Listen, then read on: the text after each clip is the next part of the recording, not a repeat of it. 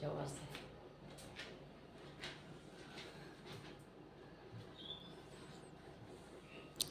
বড় বড় করে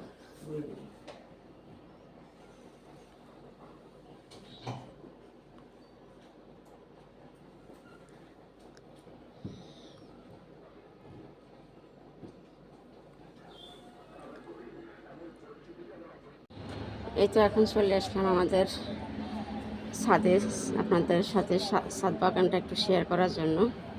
তো এখনও সামান্য পরিশ্রুত আর কি, আস্তে আস্তে বাড়াবো যদি আল্লাহ তৌফিক দান করেন আমার হায়াতে বাচ্চা রাখেন। এই তো এটা হলো রাতকেরানি গাছ, তারপরে তুলসী পাতা গাছ, কাশের জন্য যেটা উপকারী। এই তো এটা বেগুন গাছ। তো এখানে অনেকগুলো বেগুন ধরছে এই একটা গাছে।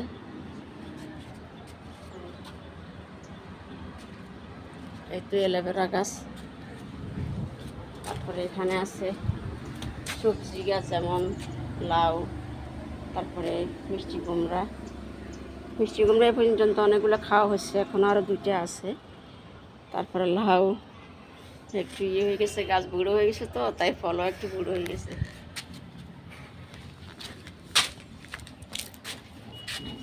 তো এখানে নতুন করে যেমন বর্ষার সবজি লাগাইতেছি, যেমন করলা গাছ।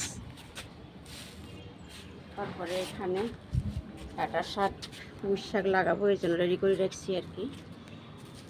আর এটা এমনি পাতাবাহার গাছ আর কি। তো এই তো ফুল গাছ, ধনে পাতা গাছ, এটা বর্ষার সিজনের।